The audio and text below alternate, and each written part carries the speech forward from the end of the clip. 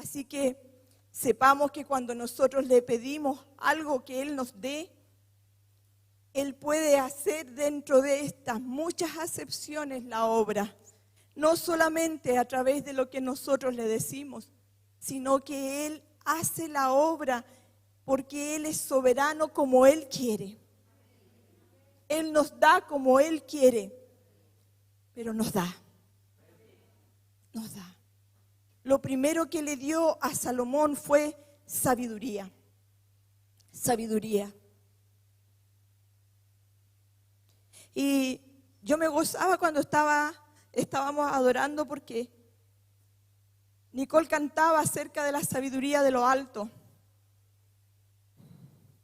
Y de que un día emite a otro día declarando la sabiduría de Dios. Y es una sabiduría que no es natural.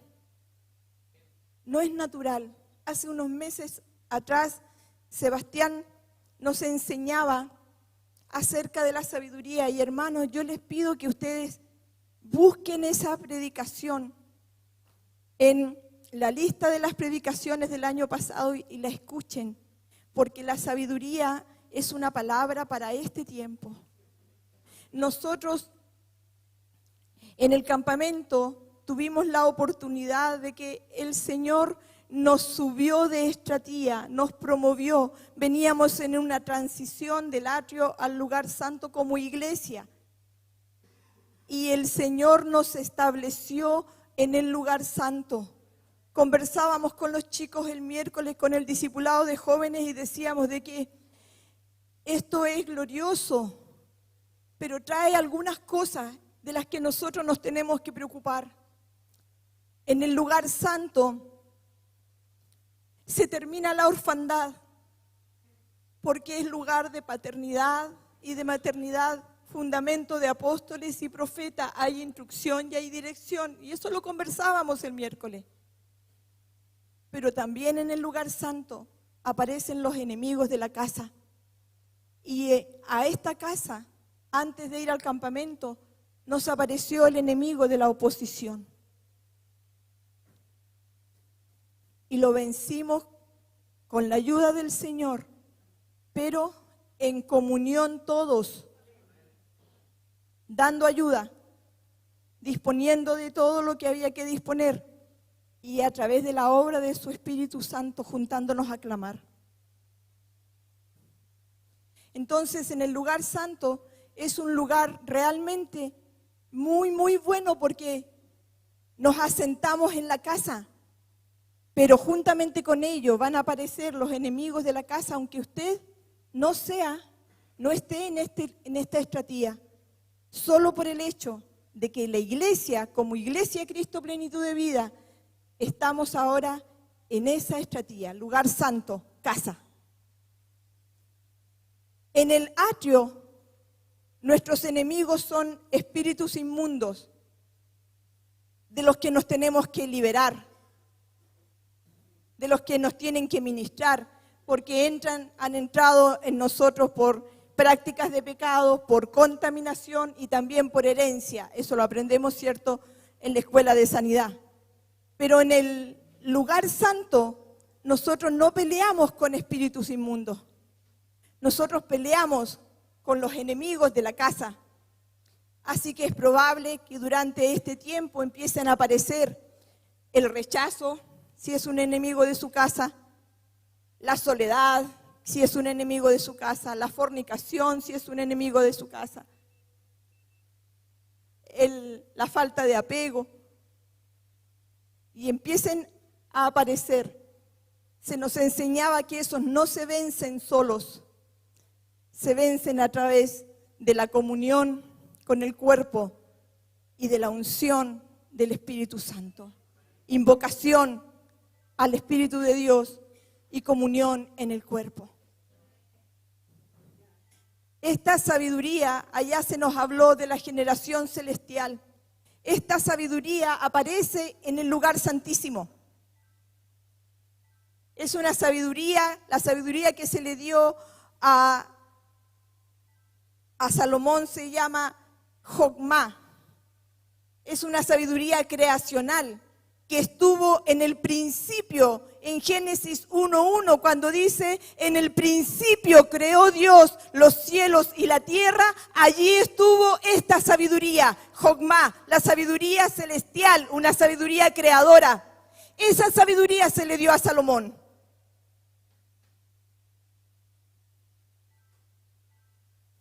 Dice Job 38, 36 y 37.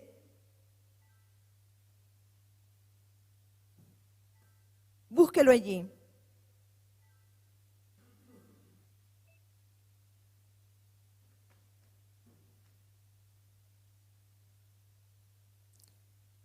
¿Lo tiene? Job 38, 36 y 37. ¿Lo puede leer ahí, Juan Pablo? ¿Sí? ¿Está ahí? Dice, ¿quién puso la sabiduría en el corazón? ¿O quién dio al espíritu inteligencia? ¿Quién puso por cuenta los cielos con sabiduría? Y nos habla entonces de esta sabiduría creadora que estuvo en la creación del mundo y en todo lo que en él habita. La sabiduría que le dieron a Salomón. La sabiduría de Salomón incluía ciencia, inteligencia, saber, entendimiento, ser sabio. El hombre era un sabio a más no poder. Era un entendido, era un hombre inteligente, entendía los tiempos, entendía las razones, entendía de principios fundacionales, entendía los cielos, entendía el ejército de los cielos, podía juzgar a través de la sabiduría que él tenía. Realmente el hombre era un sabio. Pero ¿saben qué?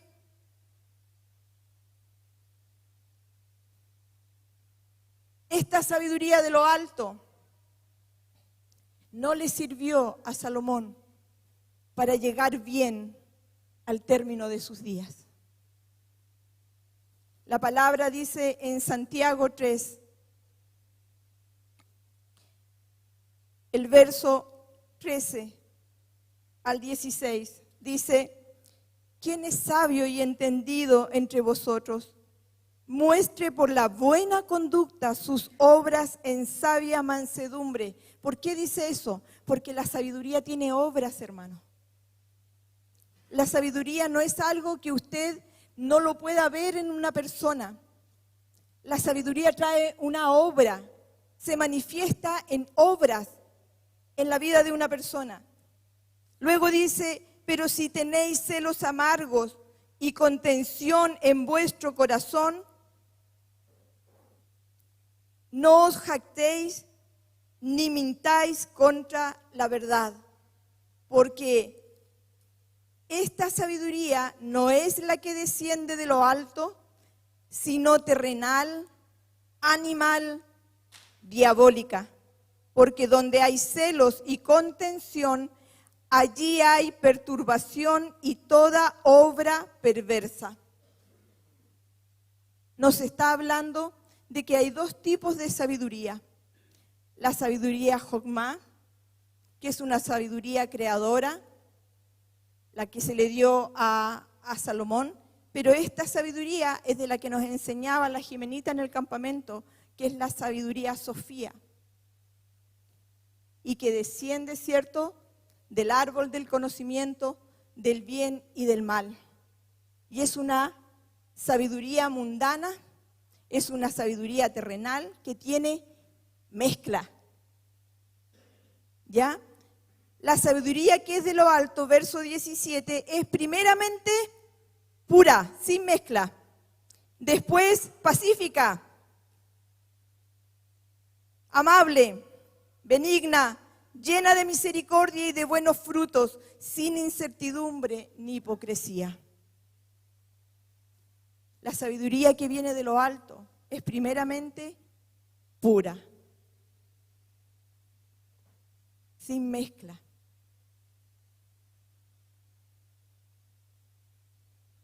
Ahora, veamos en nosotros qué tipo de sabiduría tenemos.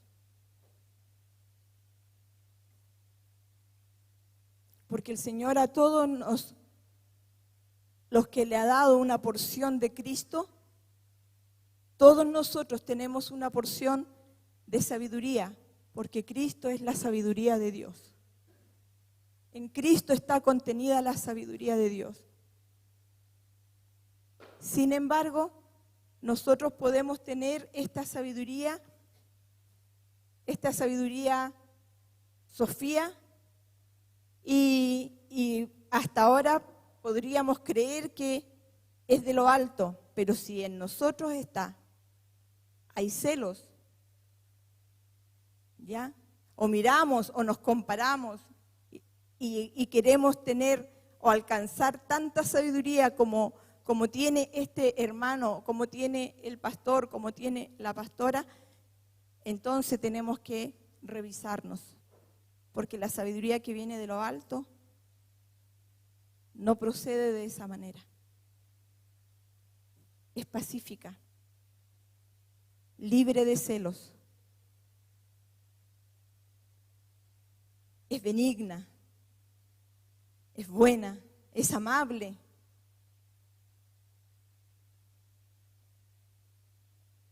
Llena de misericordia. Y aquí quiero llevarles a Jeremías.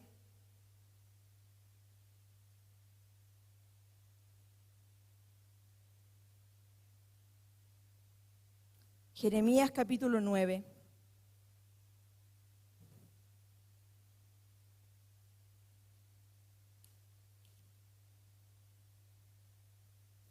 Jeremías capítulo 9.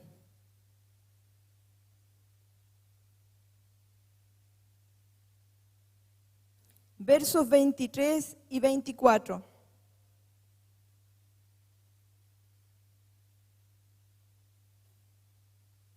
Dice, así dijo Jehová, no se alabe el sabio en su sabiduría, ni en su valentía se alabe el valiente, ni el rico se alabe en sus riquezas. Mas alábese en esto el que se hubiere de alabar, en entenderme y conocerme, que yo soy Jehová, que hago misericordia, juicio y justicia en la tierra, porque estas cosas quiero, dice Jehová. Cuando dice no se alabe el sabio en su sabiduría, la raíz de esta palabra sabiduría es la misma sabiduría que le dio a Salomón. Esto nos habla de que no solamente a Salomón, para él estaba reservada este tipo de sabiduría. Este tipo de sabiduría también está reservada para nosotros, porque la sabiduría que viene de lo alto, de la que hablaba hace un momento atrás en Santiago, también tiene la misma raíz. Es decir, hermanos, que el Señor tiene esta sabiduría para nosotros también.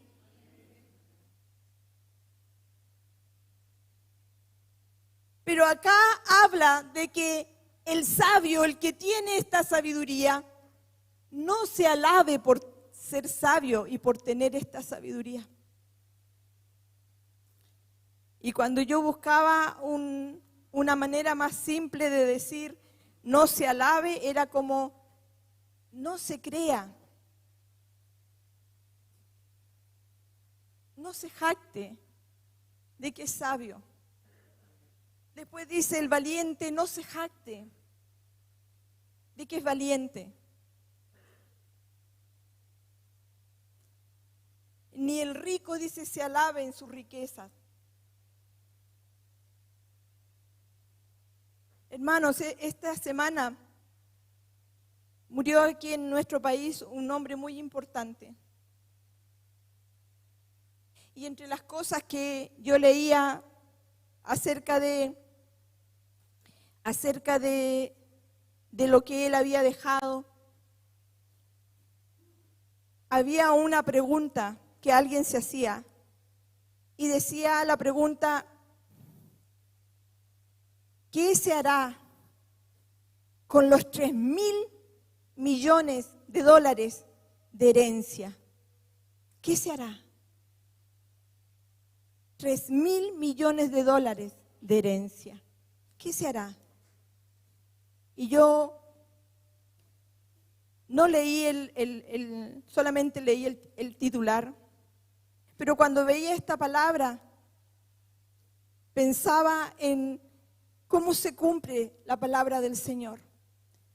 Porque si bien Salomón era un hombre sabio, su sabiduría no le sirvió para terminar bien con el Señor y su riqueza tampoco. Aunque era el hombre más rico de todo el mundo entero en su época, y no sé si hasta ahora alguien le habrá superado, pero no le sirvió ni la sabiduría, ni le sirvió la riqueza para terminar bien con el Señor.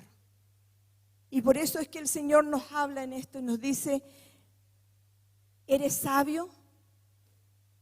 ¿Tienes sabiduría de lo alto?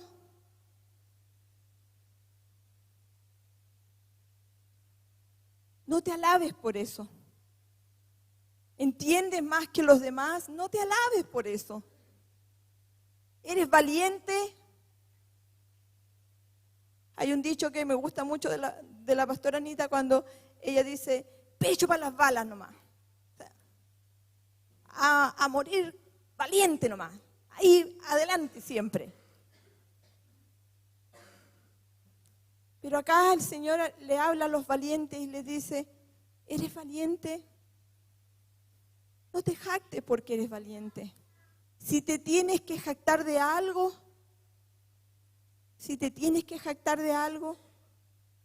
jáctate en conocerme y en entenderme. Hoy día, mientras adorábamos, se mostraron varios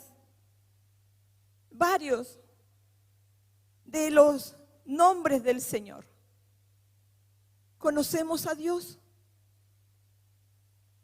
¿Lo conocemos? ¿Podemos jactarnos de que conocemos a Dios?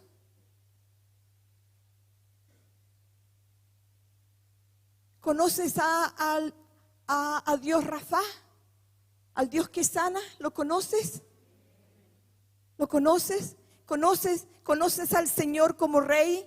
¿Él gobierna sobre tu vida? ¿Lo conoces? ¿Conoces al Señor como el Dios Sebaot, el que pelea por ti y te defiende? ¿Lo conoces? ¿O todavía tenemos que conocer? Hoy día cuando cantábamos al Elión. El Elión es el Dios altísimo. No hay nadie más alto que Él. No hay nadie que lo supere. Por eso se le llama el Padre Celestial. El Elión, el Padre Celestial. Porque no hay otro Padre que pueda tener la altura que el nuestro. ¿Lo conocemos? ¿Lo conocemos? ¿Conocemos su amor?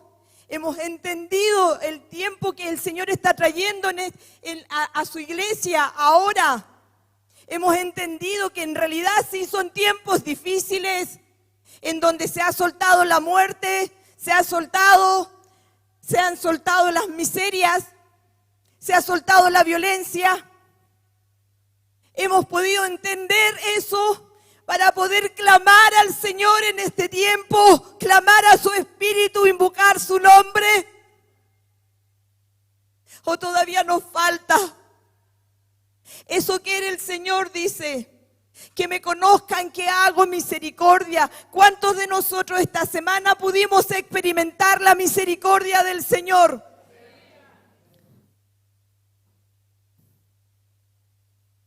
Hoy día cuando orábamos antes del culto decíamos que a veces normalizamos todo hasta que lo perdemos.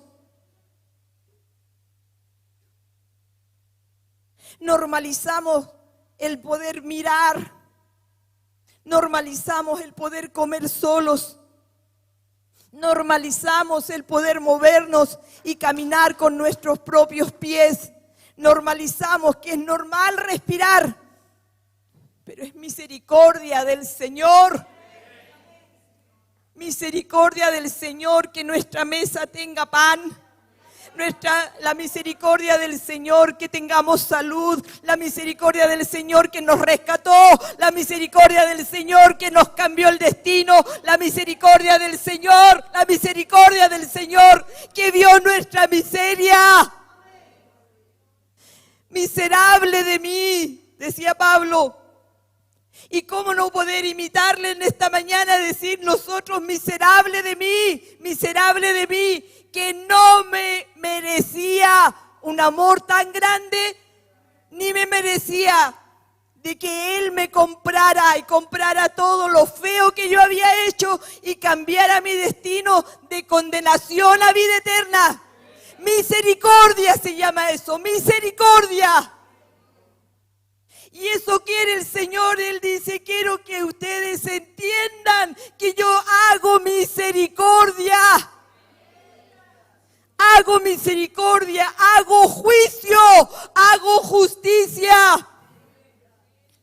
¿A cuántos de nosotros, cuando se han levantado falsos juicios, el Señor ha venido a tapar la boca y a justificarnos? Porque Él es el que juzga y Él también justifica. En esto dice, alábense. La palabra en el Salmo 89.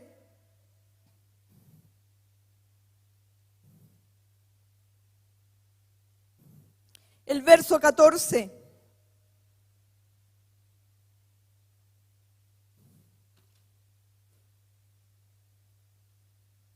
Dice, justicia y juicio son el cimiento de tu trono.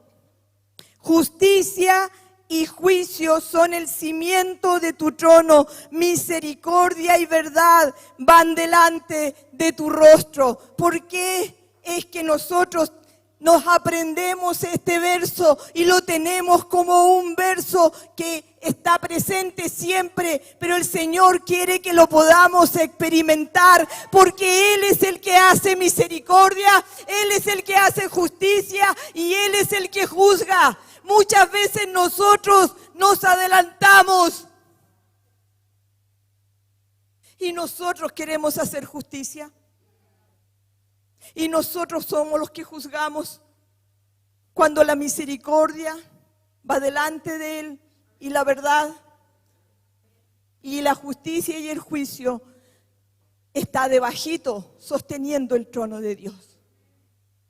Él es el que juzga y Él es el que justifica. Y eso, hermanos, no se nos puede olvidar, porque el Señor quiere que nosotros podamos conocerle en eso. Conocer que Él es un Dios que juzga, pero que también justifica.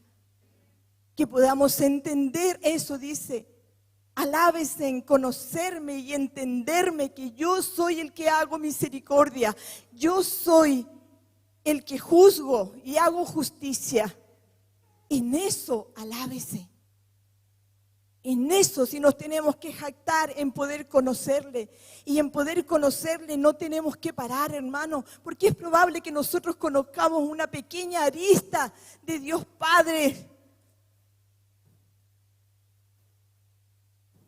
Tenemos que proseguir en conocerle, proseguir en entenderle en este tiempo. ¿Qué nos está hablando el Señor?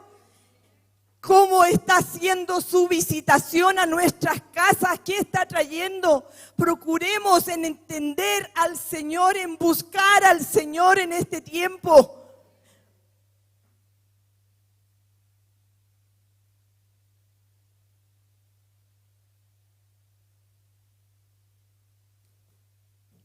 Piense en esto. Primero, ¿qué sabiduría tenemos? Y segundo, ¿cuánto conocemos al Señor? ¿Y qué parte nos falta todavía de conocer? ¿Qué es lo que tenemos que conocer en este año del Señor?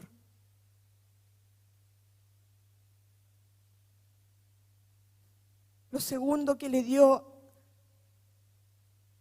a Salomón fue prudencia. Y saben que esta palabra, pocas veces nosotros tenemos acceso a ella. Hace varios meses ya, yo me estaba acordando de que en mi época de vivir en la ciudad de Coyhaique, en ese tiempo, hace más de 20 años atrás, no había literatura cristiana. Y había una pastora que llevaba libros y aprovechábamos de encargarle para los niños. Y los únicos libros que llegaban a Coyhaique para niños, por medio de esa pastora, eran unos libros basados en los proverbios,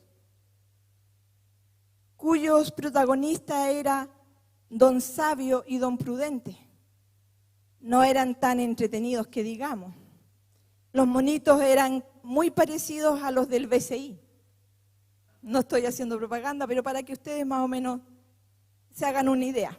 Y esos monitos iban contando los versos donde salía la sabiduría y la prudencia. Entonces me quedé pensando y dije, ¿por qué me acuerdo de esto? Y el Señor en medio de eso me hablaba y me decía, porque la prudencia va de la mano con la sabiduría, aunque estén en estrategias distintas, porque la prudencia la encontramos en el lugar santo, la sabiduría la encontramos en el Santísimo, pero van tomadas de la mano. La sabiduría obra a través de la prudencia, y la prudencia debe ser con sabiduría, debe llevar sabiduría de lo alto, porque debe ser pacífica, bondadosa, misericordiosa, sin mezcla. Hay dos formas que tiene la prudencia de actuar. Cuando el Señor le dio prudencia a Salomón, dice que él recibió el ser entendido en las discusiones. A veces nosotros nos metemos en peleas que no son nuestras, por imprudencia.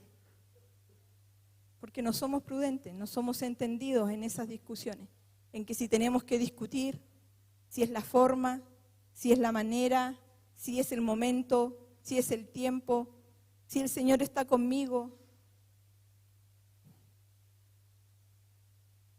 El hombre era entendido en el tiempo en que la discusión se producía. Era inteligente, tenía pericia y argumentos para conducirse prudentemente. Así era Salomón cuando se le dio prudencia. Entonces, una de las formas de la prudencia es que nosotros nos podamos conducir prudentemente. Y en esto pecamos todos, hermanos. Porque todos, no pasa un día en que no demos lugar a ser imprudentes.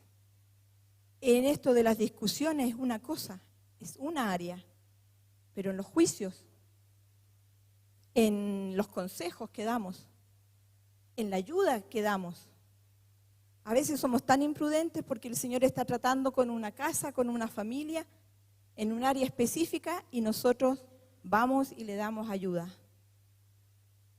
Y ni siquiera le preguntamos al Señor. Eso es actuar imprudentemente. Conducirse imprudentemente es cuando nosotros pensamos que si me resultó a mí, le tiene que resultar a todos. Es para todos. y empezamos a decir que se haga como me resultó a mí. Eso es conducirse imprudentemente. Cuando yo doy la receta, sin que nadie me la pida y sin que el Señor me haya dicho, porque no sé si le ha pasado a ustedes, pero a veces el Señor nos hace recordar de hechos y nos manda y nos dice, díselo a la persona, impártele. Y uno va, lo sujeta, ¿cierto?, al discipulador o a los pastores, y si recibió la venia del sí, va para allá. Eso es conducirse prudentemente. A veces nos arrancamos con los tarros, imprudencia. Imprudencia. Y sabe, la sabiduría de lo alto, como yo les decía al principio de esta palabra, funciona con la prudencia. Y este año nosotros vamos a tener que trabajar en esto, en conducirnos prudentemente. Porque en medio de un mundo imprudente, los hijos del Señor tenemos que mostrar prudencia. La otra forma como la prudencia actúa es dando argumentos, haciéndonos peritos en alguna área determinada. ¿Ya? Por ejemplo, ¿qué sería un ejemplo? Mi hermano Daniel, ¿cierto?, cuando toca el bajo, y él ensaya y busca del Señor, y el Señor le fue enseñando, y ya no es un principiante en el bajo. Tiene un don, pero también tiene una maestría, ¿cierto? ¿Qué sería una falta de prudencia? Que él llegara aquí el día domingo y diga, bueno, estos acordes siempre funcionan, estas cosas, estos arreglitos de aquí, siempre cuando los meto por ahí, siempre me va bien. Eso sería apoyarse en su pericia, apoyarse en su propia prudencia. Y el Señor dice, en Proverbios dice, que nosotros confiemos en el Señor de todo nuestro corazón y no nos apoyemos en nuestra propia prudencia. Hay un dicho en el mundo que habla y dice, cuando alguien prueba algo ya hecho, dicen, la vieja confiable, dicen, ¿ya? Lo que funciona siempre. El Señor no quiere eso. El Señor no quiere que nos apoyemos en lo que nos resulta o en lo que sabemos hacer bien. Él quiere que dependamos de Él, que confiemos en Él de todo nuestro corazón. Todo nuestro corazón esté fijo, confiando en el Señor. Y aquello que sabemos hacer bien, que es nuestra propia prudencia, aquello que sabemos que resulta, dejémoslo de lado, no nos apoyemos en eso, confiemos en el Señor. Y este año nuestra prudencia no nos va a servir, hermano. Aquello que sabemos hacer bien en el trabajo, en la universidad, en la casa, aquí en la congregación, no nos va a servir. Nos va a servir el confiar en el Señor de todo nuestro corazón. Porque ¿saben qué? Aunque Salomón fue un hombre prudente, que se condujo prudentemente y que era muy sabio en su propia opinión de todos los temas que él manejaba, eso no le sirvió para terminar bien el final de sus días. No le sirvió la sabiduría, ni tampoco le sirvió la prudencia que le dieron. Y eso que no fue una medida poca, porque dice que le dio sabiduría y prudencia muy grandes. Y grandes en el original es aumentar, abundancia, progresar. Grandes es una palabra activa.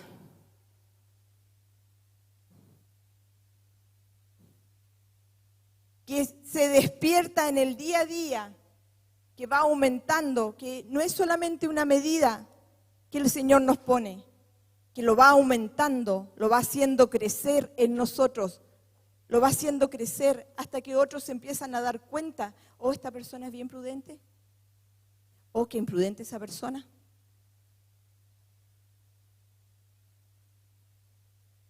O realmente tenía mucha prudencia, mucho argumento, mucha pericia, pero le faltaba espíritu. Entonces, la medida del Señor primero es a mano abierta y segundo va en aumento. Va en aumento, va en aumento. Como todo lo que viene de Él, va en aumento, va en aumento. Muy grandes. Luego dice que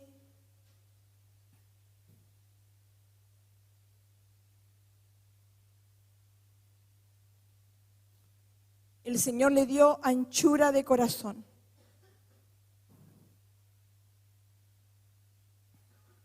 Anchura de corazón.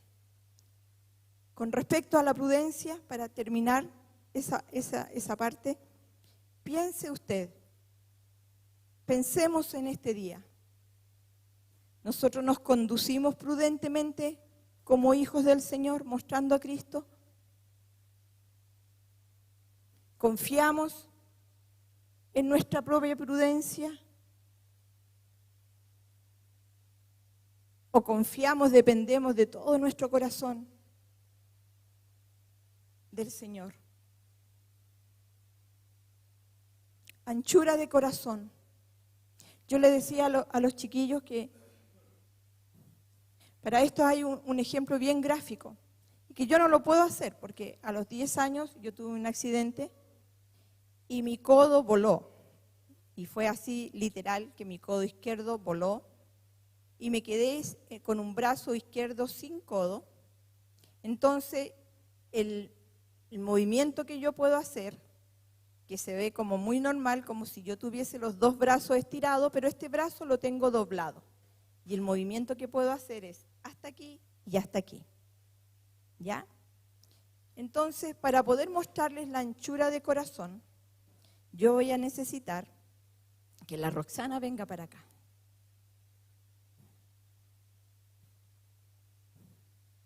Porque anchura, el Señor en el original dice, ¿puedes extender tus brazos hacia los lados? Que es desde el palmo hacia el costado y desde el brazo hacia abajo. Entonces, ¿tiene un final? ¿Tiene final si yo sigo avanzando? O sea, aquí choco con la pared, pero estamos hablando de algo espiritual que traspasa las paredes. Acá abajo toca con la baldosa, pero estamos hablando de algo espiritual que traspasa la baldosa. ¿Podemos medir la anchura? Perdón. ¿Puede usted ponerse de pie y extender los brazos hacia los lados? Y diga conmigo anchura. Extienda los brazos hacia los lados y diga anchura de corazón. Dígalo de nuevo con convicción. Anchura de corazón. Tome asiento. Gracias.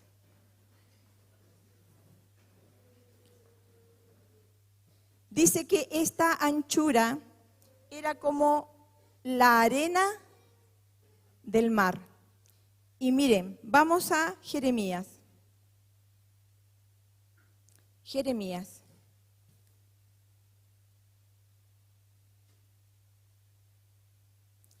Jeremías capítulo 33.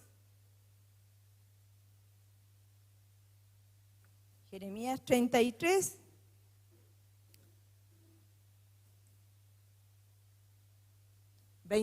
Dice, como no puede ser contado el ejército del cielo, ni la arena del mar se puede medir, así multiplicaré la descendencia de David mi siervo y los levitas que me sirven.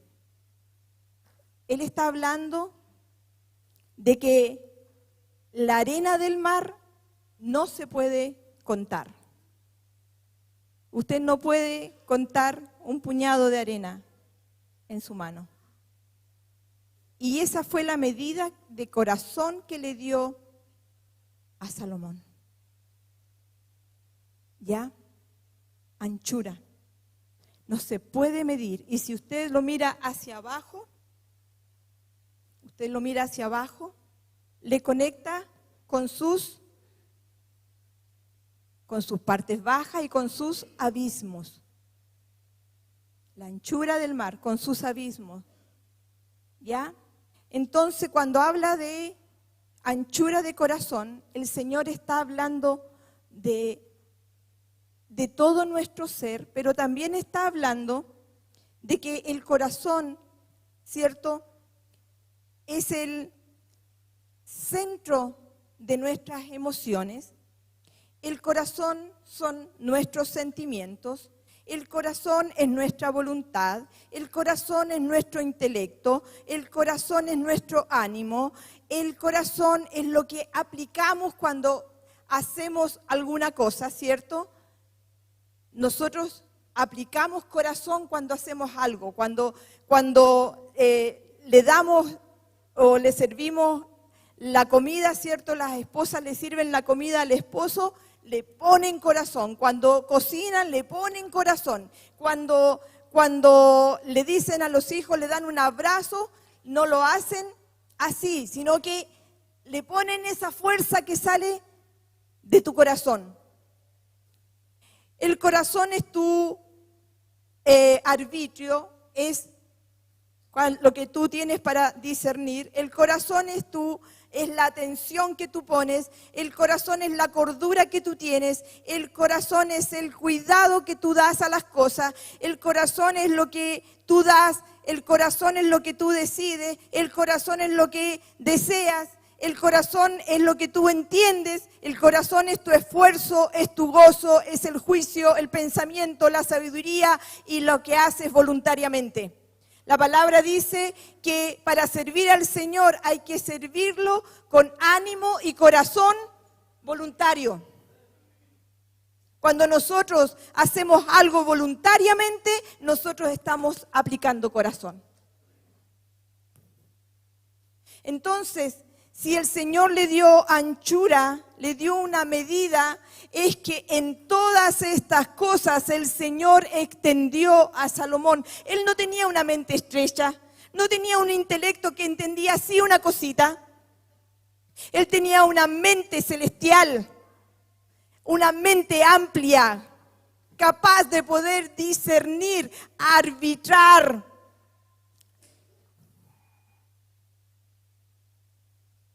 Él tenía una fuerza en su corazón para servir. Pero ¿qué le pasó a Salomón? ¿Qué le pasó si el Señor le dio anchura en su corazón? Para que en todo tenga lo de Dios, tenga su esencia, tenga su aliento, tenga su fuerza, tenga su mente, tenga su intelecto, tenga su cordura, tenga sus pensamientos. Imagínense lo tremendo que es cuando nosotros leemos ese verso que dice, tus pensamientos son más altos los del Señor que los nuestros. Mis pensamientos, dice el Señor, son más altos. Y mis caminos. Y este hombre tenía el pensamiento de Dios porque le dio anchura en su corazón. Él podía entender. Qué tremendo entender la mente de Dios, la mente de Cristo en este tiempo. Pero ¿qué le pasó a su corazón? Primera de Reyes 11:4 dice, y cuando Salomón era ya viejo, sus mujeres inclinaron su corazón tras dioses ajenos, y su corazón no era perfecto con Jehová su Dios, como el corazón de su padre David. ¿Le sirvió la anchura de su corazón? No le sirvió. Cuando él fue viejo, su corazón se inclinó tras dioses ajenos a causa de las mujeres que él tuvo. Y su corazón ya no era perfecto con el Señor, como fue el corazón de su papá, David.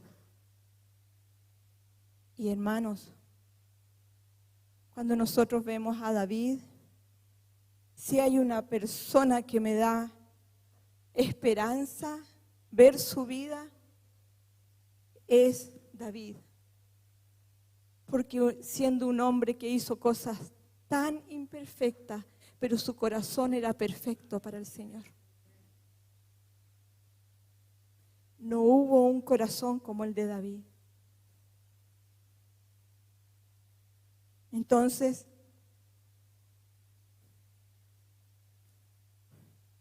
el problema de Salomón no fue lo que le dio el Señor, ni las medidas.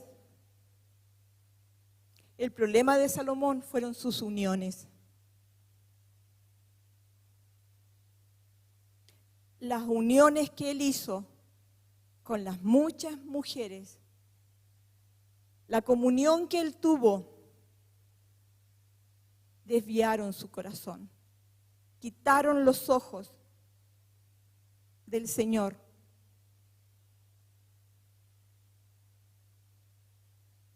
La palabra en 1 Corintios 6, 16 y 17 dice: ¿o no sabéis que el que se une con una ramera es un cuerpo con ella? Porque dice, los dos serán una sola carne, pero el que se une al Señor, un espíritu es con él. Ustedes me podrían decir, ¿sabe qué, hermana Estela? No, este verso no aplica porque yo no tengo relaciones con rameras ni prostitutas. Sin embargo, en el Strong la definición de ramera es idolatría, mezcla. Idolatría, hechicería, es lo hechizo. Y no estamos hablando de brujería, estamos hablando de diseños, hechizos, que no son la hechura de Dios con los que nos hacemos uno. Idolatría, mezclas, tienen 80% de verdad, pero 20% de engaño, de mentira o de que no es verdad. Y ya hicimos comunión con eso.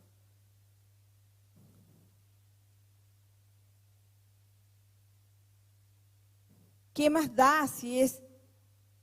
¿Cuánto va a durar? ¿1 hora? ¿1 hora y media? ¿Qué más da? ¿Qué más da? ¿Qué importa si yo voy a ir a compartir con la familia? ¿Qué importa si todos están tomando, bebiendo trago? ¿Qué importa?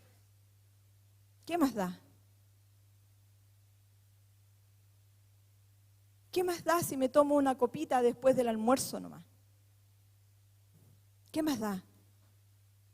Mezcla, idolatría, hechicería, temporalidad, comodidad, pasividad, placer, satisfacción personal, sabiduría terrenal. El que se une a una ramera, un espíritu, es con él. Se hacen una sola carne. El que se une a Jesús se hace un espíritu. Con la idolatría, una sola carne. Con Jesús, un espíritu. Este es el tiempo que tenemos que mirar las uniones de nuestro corazón, la comunión que hemos tenido de corazón. ¿Con qué nos estamos uniendo? ¿Con qué estamos teniendo comunión? Si el Señor ha provisto todo para que nuestro corazón esté confiado en Él, ¿qué está pasando en este tiempo con nuestro corazón? ¿Qué está pasando?